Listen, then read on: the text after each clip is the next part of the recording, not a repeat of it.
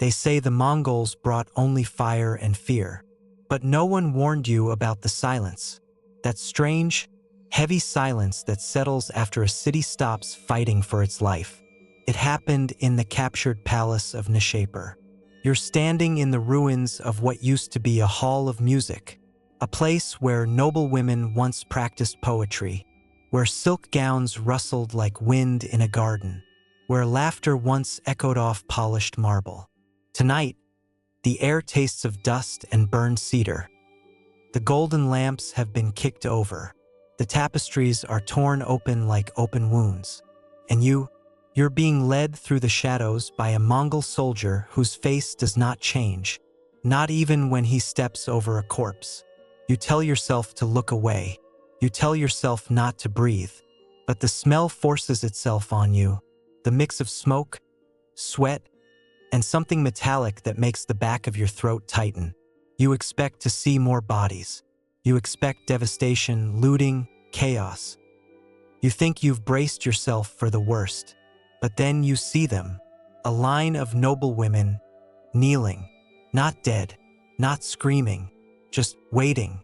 Their wrists are bound with horsehair, the kind that bites into the skin until it bleeds. Their jewelry has been ripped away, leaving red marks around their necks and wrists. Their hair, once groomed with oils and combs of ivory, is matted with ash. Their eyes, God, their eyes, are glassy, unfocused, as if their souls have retreated somewhere far away. The Mongol general stands before them, his silhouette framed by the faint glow of torches. He does not yell. He does not smile. He does not even look at them as human beings. He lifts a small carved totem, strokes its wooden edge, and issues an order you do not understand. One of the women lifts her face. You see she can't be older than 18. Her lips tremble. Not from fear, she has already passed fear. This is something deeper, a knowing, a surrender that no person should ever have to feel. A soldier steps forward. You take a step back instinctively, even though you're only a witness. Your heartbeat is pounding so hard it rattles your ribs. You try to swallow, but your mouth is too dry. Your legs feel weak, like they might give out at any moment. And then it happens. Not a scream, not a cry, just a soft, broken sound, like a bird with a snapped wing trying to gasp for air. Everything inside you freezes. You came here thinking you already understood the cruelty of conquest. You thought the worst horrors lived on the battlefield. But as you watch the general's men move with mechanical precision, as if this ritual has been repeated in countless cities, you realize something far more horrifying. This isn't madness. This is method, a system, a rule. And tonight, in this shattered palace, you're witnessing the truth no chronicle ever dared to fully write. What Genghis Khan's generals did to noble women after conquest. You stand there in the ruined hall, breath shallow, heart pounding, as the scene unfolds before you. And as you watch those kneeling women, silent, resigned, stripped of everything except the terror in their eyes, you begin to understand something that chills you even deeper than what the soldiers are doing. This wasn't chaos. This wasn't drunken violence. This wasn't men losing control. This was policy, practiced ritual. A pattern repeated from China to Khwarezm, from the Volga steppes to the Persian deserts. The Mongols did not simply conquer cities. They dismantled their spirits. And the noble women, they were the final, deliberate step. You see the general now more clearly. He's not acting out of lust or rage. He's calculating, measuring, selecting. He studies each woman the way a merchant inspects the quality of silk. Every nod he gives sends a soldier forward. Every shake of his head seals a different fate. He doesn't touch them. He doesn't need to. His decisions carry the weight of an empire. And that's when the truth hits you. This wasn't about desire. This was about dominance. A message carved into living bodies. To the Mongols, noblewomen were symbols of power. Taking them was the same as taking a crown off a king's head. the same as burning a dynasty's royal seal, the same as stamping out resistance before it had the chance to rise again. This is the part no epic poem sings about. No historian writes with full honesty. The chronicles speak of spoils and custom, cold words that mask warm blood and trembling hands. But you're here, and you can see the truth without its polished armor. This system was crafted to break more than cities. It was crafted to break hope. They say Genghis Khan built the largest land empire the world has ever known. They don't say how deeply he understood the human mind. Fear is a faster horse than any messenger, and fear travels farthest when it is personal. You watch one of the generals mark a woman's cheek with soot, a sign that she is worthy, a sign that she will be kept, a sign that her lineage will be folded into Mongol blood whether she wills it or not.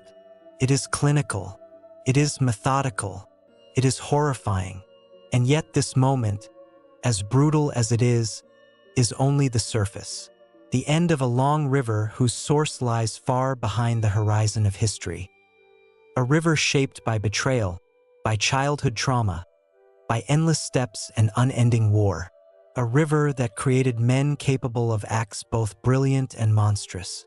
If you want to understand what you're witnessing, if you want to know why these generals became this way, you must follow the river upstream, to where the fear began, to where the world forged them. Because the truth is worse than the myth. This wasn't savagery. This was strategy. And to understand it, you have to go back to the beginning, to understand the cold precision you witnessed in that ruined palace, the way the generals moved without hesitation, the way they treated noblewomen as symbols instead of souls. You must travel far from the marble halls of conquered cities.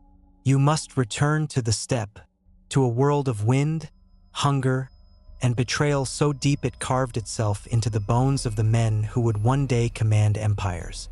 You're standing now on an endless plain of trembling grass. There are no walls here, no palaces, no silk. Only raw sky, raw earth, and raw survival. It is the world that shaped the boy who would become Genghis Khan, and the men who followed him. The steppe was never gentle to its children. It raised them with the bite of winter against their faces, and the echo of their stomachs growling at dawn.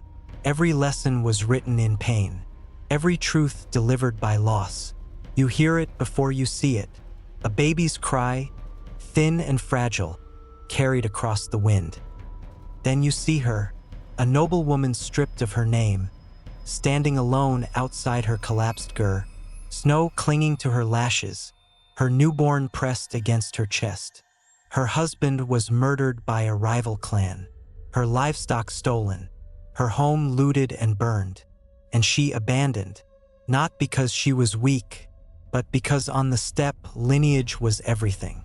A woman without a clan was like an arrow without a bow, dangerous but without direction.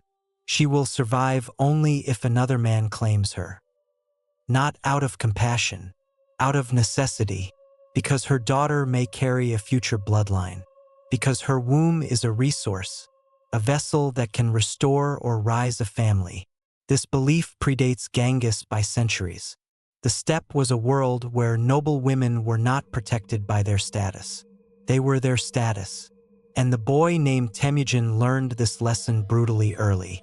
You see him now, a thin child with fire in his eyes, dragging a makeshift sled through the frost. His hands blistered and bleeding. He is not yet Genghis Khan. He is a starving orphan whose father was poisoned, whose family was cast out by their own relatives, whose mother, Holun, was herself a stolen bride, taken violently from her tribe.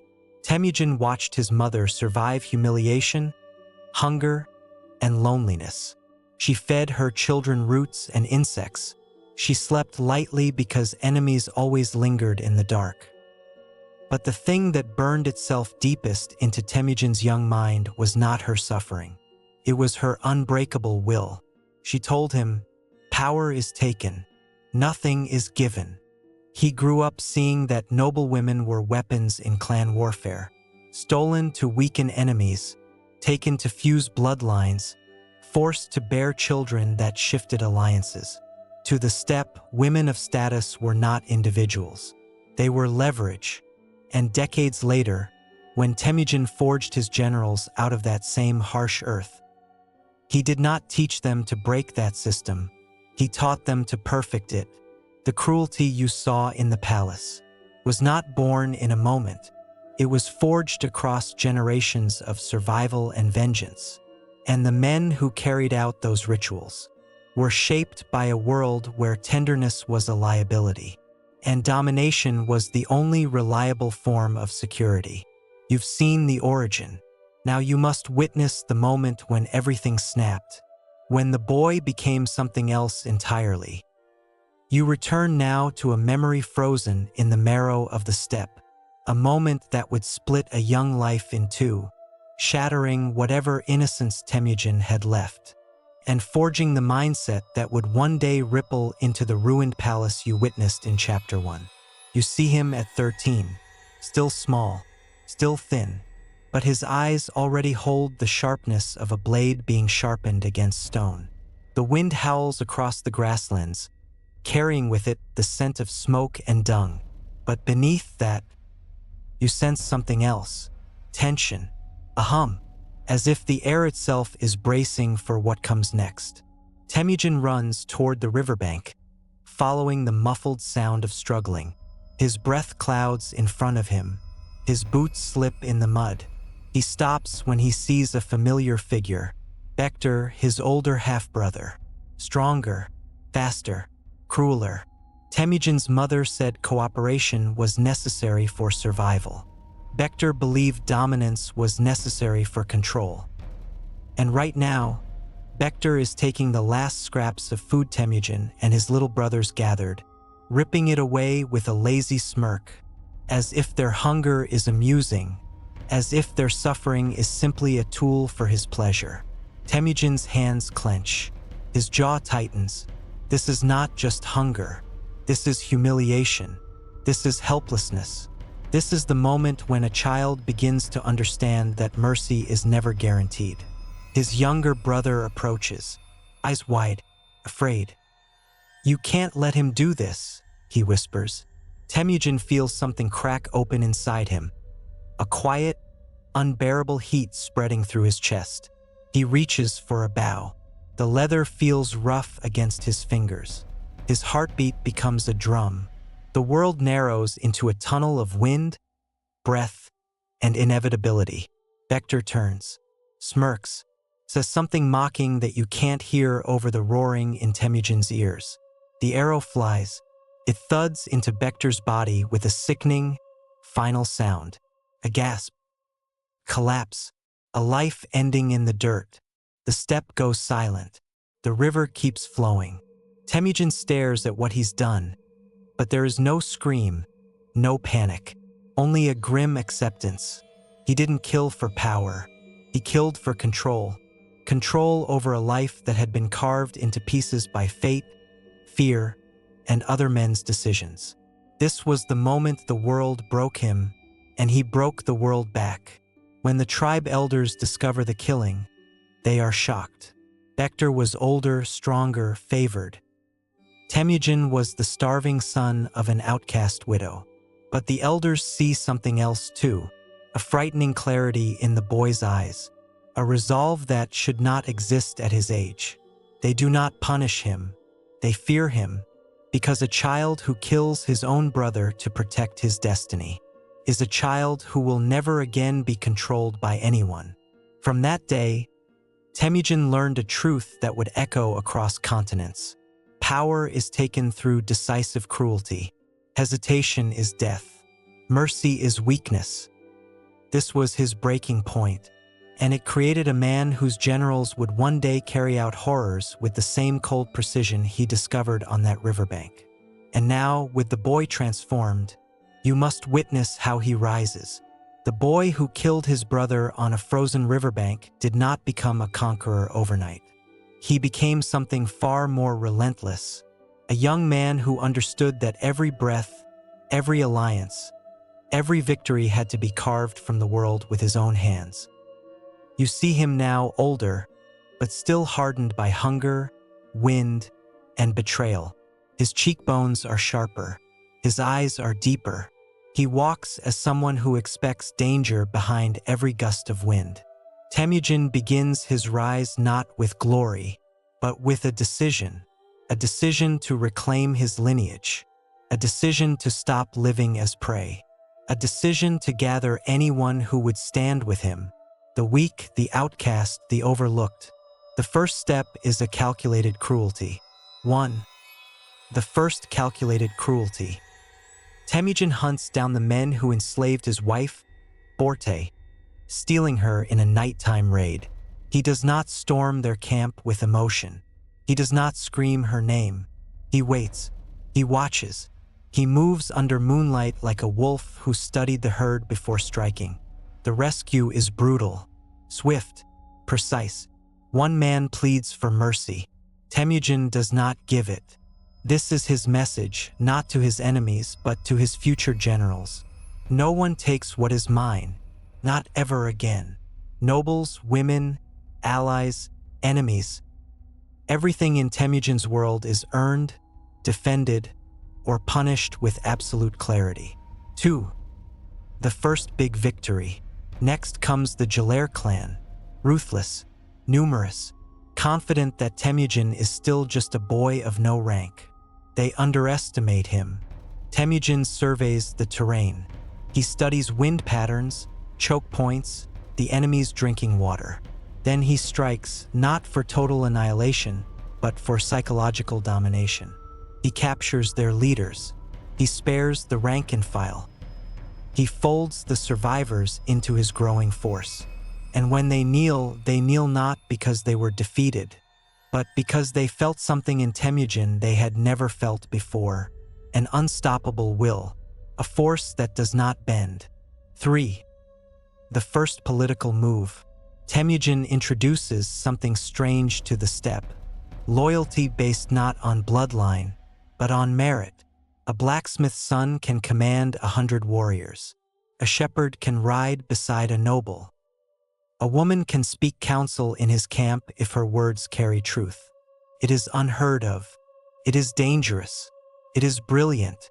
Men flock to him not because he is born important, but because he makes them important. 4. The first public message. Temujin sends gifts, horses, furs, even rescued women, to clans that once mocked him, challenging their pride with generosity instead of rage. Every gift is a blade wrapped in silk, a reminder that refusing him means isolation, and accepting him means entering the orbit of a rising star. 5. The first rival eliminated. His greatest rival, Jamuka, once a childhood friend, now a sworn enemy, gathers the nobles against him. Jamuka has lineage. Temujin has purpose. When their armies clash, Temujin wins not through numbers, but through discipline, speed, and the terrifying loyalty of men who owe him everything. And when Jamuka flees into the mountains, Temujin does not pursue him with hatred. He pursues him with fate. The rise is no longer a climb. It is an avalanche. Every victory sharpens him. Every betrayal steels him. Every conquest teaches him that domination is not random savagery. It is a craft his generals will come to master, especially in the ways they deal with noble women. But before you witness their darkest innovations, you must understand the weapon Temujin created. You've seen how Temujin rose, not as a brute driven by rage, but as a strategist forged in abandonment, hunger, and betrayal. But his greatest weapon wasn't the bow. It wasn't the horse. It wasn't even the brilliance of his battlefield maneuvers. His real weapon was far more chilling. He mastered fear, and his generals learned to wield it with surgical precision. You stand now at the edge of another conquered city, this one in the lands of Khwarezm. The gates lie shattered. The scent of smoke thickens the air like a suffocating curtain. The crackle of burning timber echoes through the winding alleys. But the silence, that dreadful, eerie silence, is the same silence you witnessed in Chapter 1. The signature method begins here, not with swords, not with fire, but with identification. 1. Identification, the sorting. You watch the generals gather the surviving nobles into a courtyard. Their armor is dusted with ash. Their horses stand like statues, unmoving, trained to stillness. A line of women, daughters of governors, wives of scholars, heirs to ancient houses, stand trembling in colorful garments stained by smoke. One of the Mongol officers walks down the line with a calm, almost indifferent gaze. He carries no weapon in his hand, only a strip of cloth, half red, half black. He marks some women on the shoulder with the black dye, others with red. You don't understand at first. Then the truth hits you like a gut punch. Red. They will be taken as spoils of conquest, their lineage absorbed. Black. They will be executed because their influence is dangerous, because their presence could spark rebellion, because their names carry too much power. It is cold. It is calculated. It is terrifying. 2. Symbolic power. Destroy the root, own the fruit. On the steppe, noble blood was currency. A woman of status could produce heirs with claims. Claims could become armies. Armies could become vengeance. By taking the noblewomen, not just any women, but those women, the generals were not indulging desire. They were dismantling dynasties. A womb could rewrite the destiny of a region. A child could erase a bloodline or merge one into Mongol rule. This was not simply violation. This was nation-breaking, identity-smothering, a psychological execution of entire aristocracies. 3. The psychological strike. Let the living speak for the dead. When the Mongols spared noblewomen, it was intentional because survivors speak. And when they returned to other cities, they carried with them stories so horrifying that no army could match their effect. The generals didn't need to raise every fortress. Rumor would do it for them. You hear one such rumor whispered by a trembling servant hiding behind a collapsed wall. They don't want gold. They want blood that can change blood. Her words tremble as if even speaking them summons danger. 4. Ritualized control. The night without names. There was one final method, the one every general enforced, the one every noblewoman dreaded. After the selection, the chosen women were stripped of their names. They were given titles instead. The taken, the bound, the silent bride. Names gave identity. Identity gave loyalty. Loyalty gave hope. So the generals removed identity first. The body would follow. 5. The innovation becomes legend. Temujin did not invent these methods. He perfected them, systematized them, turned them into tools of empire. Every general, Subutai, Jeeb, Mukali, Joki, learned the same ritual. You realize now that the horror you witnessed in the palace was not random brutality. It was the culmination of a system honed over decades, a system built on fear, guided by strategy, and executed with the coldest discipline. And as this method spread across continents, so did their enemies, desperate, terrified, and rising, because the Mongols had perfected fear. But fear always breeds resistance. The Mongols believed fear could outrun any messenger. But fear, once spread far enough, grows teeth of its own. And now you stand on the edge of a world beginning to tremble, a world realizing that the storm sweeping across continents might finally be headed toward them. Smoke rises from distant hills, not the smoke of battle, the smoke of signals, torches lit on mountaintops, warnings that travel faster than any arrow. And in the valley below, you see an empire scrambling. Khwarezm, the jewel of the Silk Road, a land of scholars, astronomers, merchants, and kings. A land that believed naively, fatally, that its walls and wealth could withstand any threat. Until one day the stories arrive. Stories of whole kingdoms reduced to skeleton silence. Stories of rivers clogged with bodies. Stories of noblewomen taken, marked, sorted like livestock. Stories of generals who do not negotiate, do not hesitate, do not sleep. At first, the people dismissed the rumors. Impossible, exaggerated, folktales meant to frighten children. But then, the refugees come. A caravan stumbles into the city gates, tattered, hollow-eyed, voices shaking. One woman collapses in the dust. Her clothes still carry the soot of her burned palace. She has no name anymore, because the Mongols stripped it from her. Through quivering lips she whispers, "They're coming. They're not men. They are a hunger." And suddenly the empire realizes, this enemy will not be bargained with. This enemy will not be intimidated. This enemy devours everything it touches. 1. Why the odds are impossible. Khwarezm is powerful but fragmented. Its rulers bicker more than they prepare. Its armies are scattered across distant provinces. Its commanders are proud, blind to the stories, blind to the patterns, blind to the fact that the Mongols do not fight like any enemy they have faced. They think numbers will save them. They think walls will save them. They think noble bloodlines will save them. They still believe the world obeys old rules. But the Mongols rewrite every rule the moment they arrive. 2. Why the Mongols are underestimated. The Sultan of Khwarezm scoffs at the reports. He sees only nomads, wild men on horses, uneducated, uncivilized.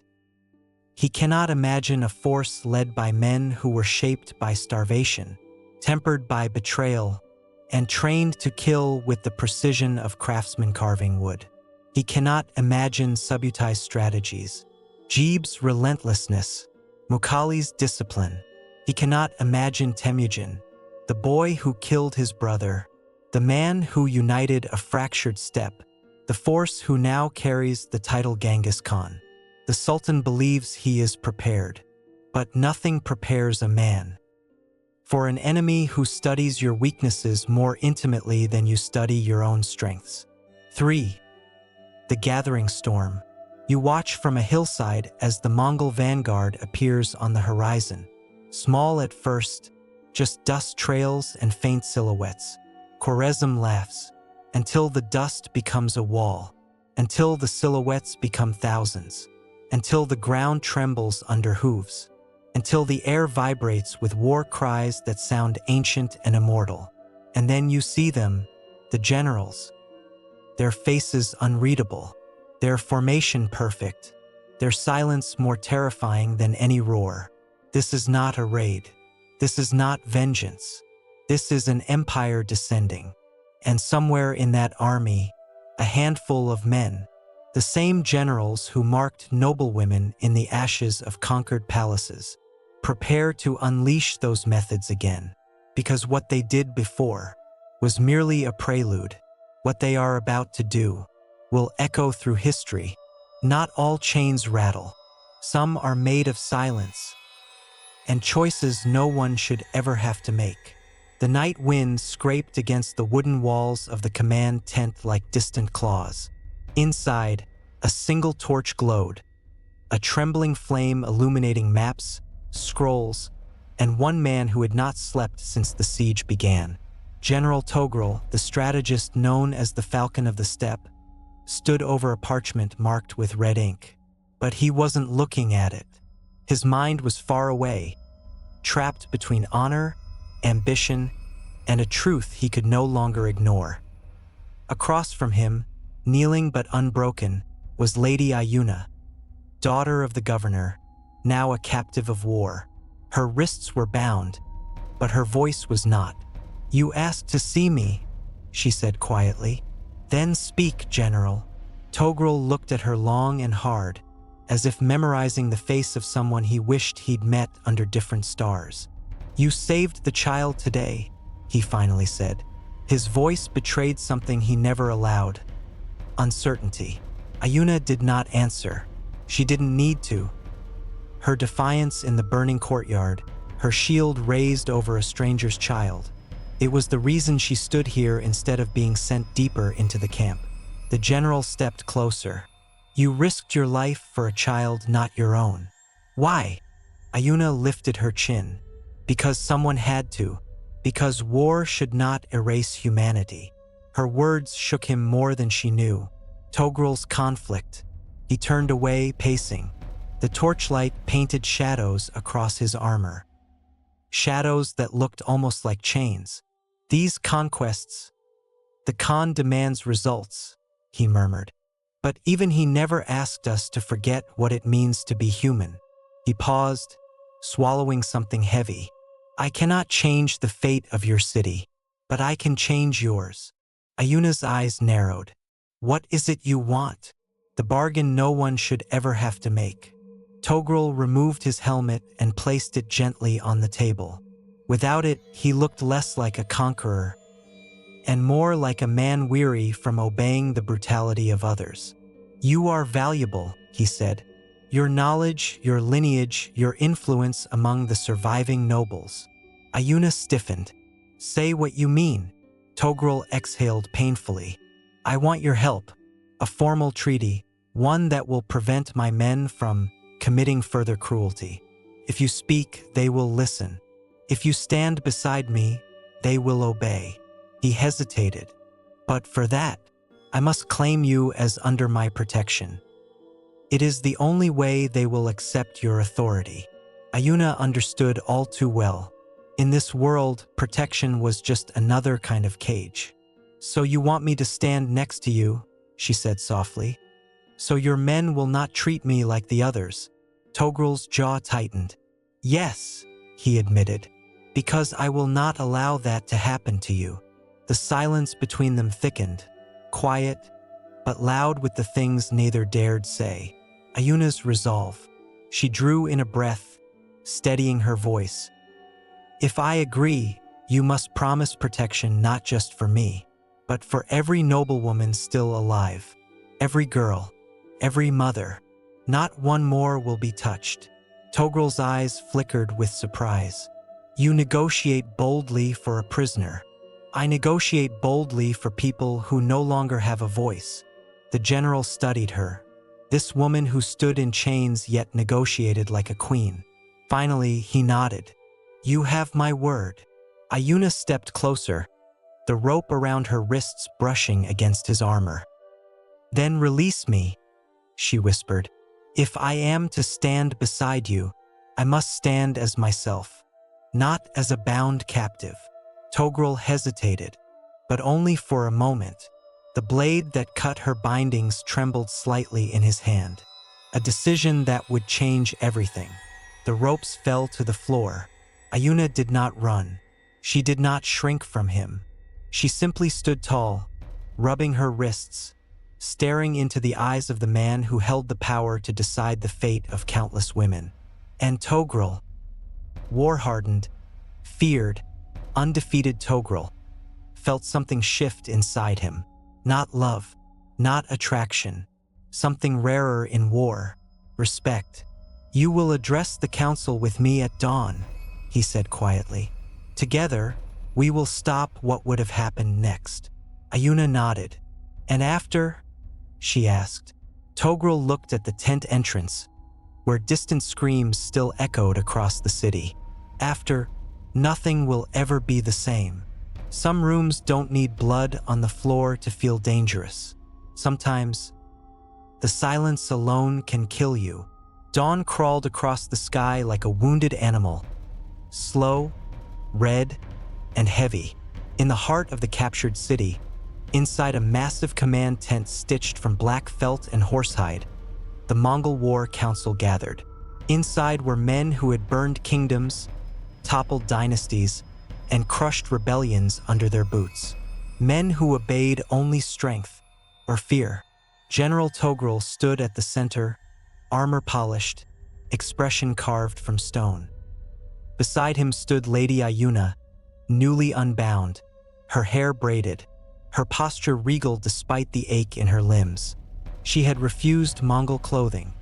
She wore her torn but carefully arranged noble garments like armor, her last battlefield. The murmurs began the second they saw her. Why is she here? A captive at the war table? Has the falcon grown soft? The air thickened. Ayuna felt every stare like a blade pressed to her throat, but she kept her chin raised. She would not allow fear to win. Not now, not after everything. The first challenge. Commander Batu, a brutal man with a scar splitting his lower lip, slammed his palm on the table. "This is an insult," he growled. "A noblewoman at our council? What next? Will we let her command troops?" The men chuckled darkly. Togrul did not react. Instead, he spoke with deadly calm. "She is here because she brings order, which some of you seem determined to destroy." The tent fell silent. Ayuna did not look at the men. She looked at the maps, the symbols of conquered territory. And then, very quietly, she spoke. "You took our city. You have beaten our armies. Why must you also break the daughters who did you no harm?" Another ripple of murmurs. Someone spat on the ground. Batu sneered.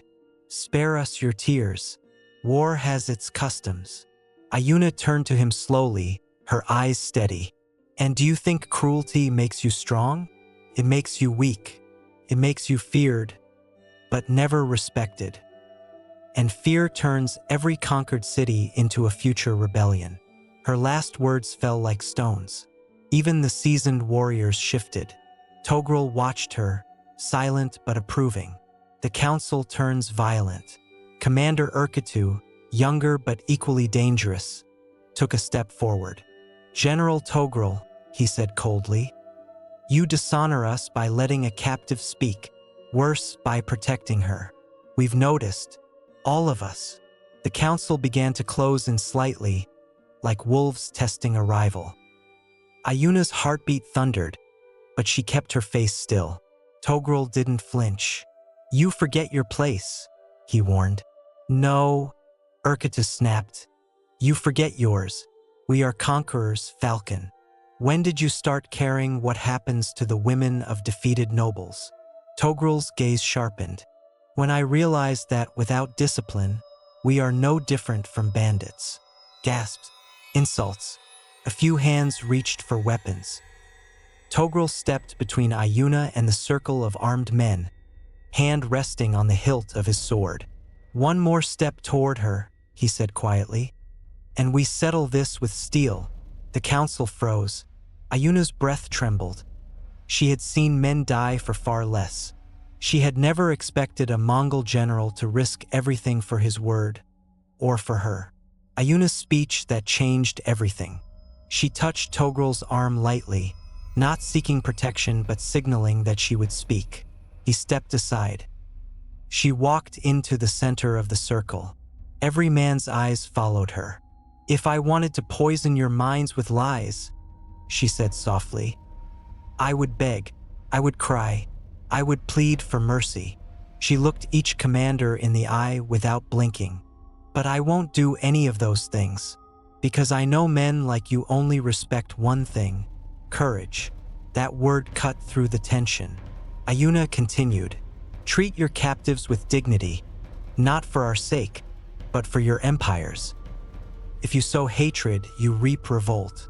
If you sow terror, you reap unrest. But if you keep your honor," she took a breath, "you will rule for generations." Silence.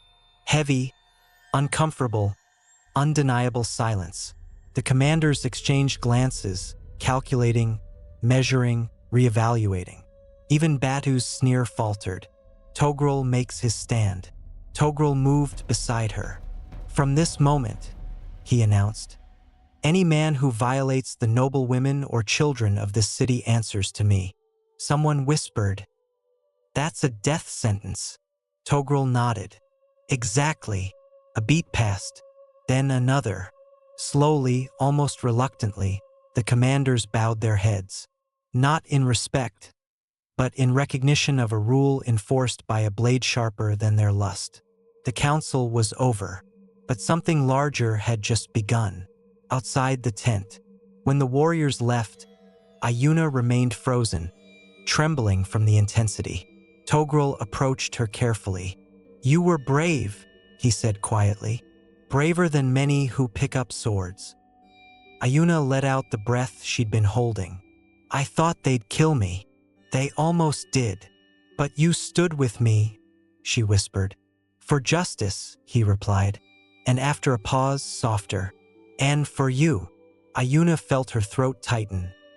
Not in fear, but in a pain she didn't understand yet. Outside, the city smoldered. Inside the tent, something fragile and dangerous had shifted forever. The city slept uneasily under a sky bruised purple and gray. Smoke from distant fires still curled over the rooftops, carrying the scent of burned wood and unspoken horrors. Even the Mongol camp, disciplined and silent under Togrul's command, felt tension clawing at its edges. But not all men obey the falcon of the steppe. A small faction of the generals loyal to the old ways, loyal to the fear-based method perfected over decades, whispered among themselves. They called it the Way of the Blood, a tradition that said cruelty was strength, mercy weakness. And mercy, they argued, had no place in a city of conquered nobles. Togrul was away, reviewing the eastern borders.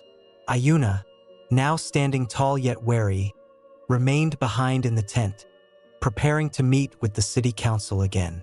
Her hands still bore faint scars from captivity, her eyes shadowed with the weight of loss. She did not see them at first, the rogue soldiers moving silently, cloaked in black, weapons glinting under the dim torchlight. A soft step, a whisper of steel. Then the first scream. Ayuna spun.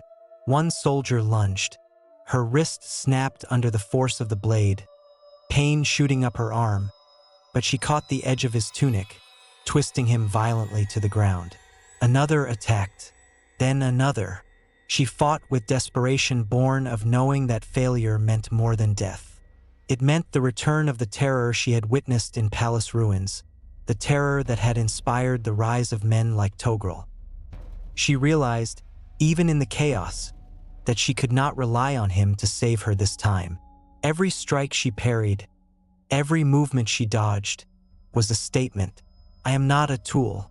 I am not a symbol. I am human. Togrul's arrival. Just as her strength began to waver, a horn sounded across the courtyard. The general returned, his horse thundering across the ground, his warriors behind him like shadows made flesh. He moved with precision, slicing through the rebels before they could strike again. The rogue generals faltered, realizing too late that their faith in fear alone was worthless against someone who combined discipline with humanity. When the dust settled, the surviving rebels lay scattered or bound, their rebellion crushed not by terror, but by controlled fury and strategy. Togrul dismounted. He approached Ayuna, noticing the blood staining her sleeve. She had fought, she had survived, and in that survival, she had shown a truth the generals had long forgotten. Power without purpose is chaos. Mercy without discipline is weakness, but mercy with courage is unstoppable. The psychological collapse. The rogue generals, once feared across continents, were stripped of rank and command.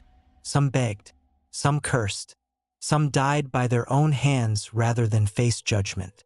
Even Togrul felt the weight of what had almost been lost. The empire they had built on fear and precision teetered dangerously when human emotion entered the battlefield. For the first time, he questioned whether the system perfected for conquest could survive mercy. Ayuna's moment of triumph. She stood atop the tented council room, the morning sun catching her hair like fire. Below, the city breathed easier, though no one could ever forget the horrors it had endured. Her chains were gone, but the memory of them remained. Her body bore scars, and her mind bore stories too heavy for sleep. But she had survived. And in surviving, she had reshaped the very men who once thrived on terror. Foreshadowing the legacy, the Mongol generals would continue to conquer cities. They would mark noblewomen. They would instill fear. But somewhere deep in their ranks, Togrul's lesson lingered, that humanity, however fragile, could be a weapon just as potent as cruelty. The empire, built on terror, had glimpsed a new possibility, that fear could be tempered with mercy, and that legacy could be measured not only in blood, but in restraint.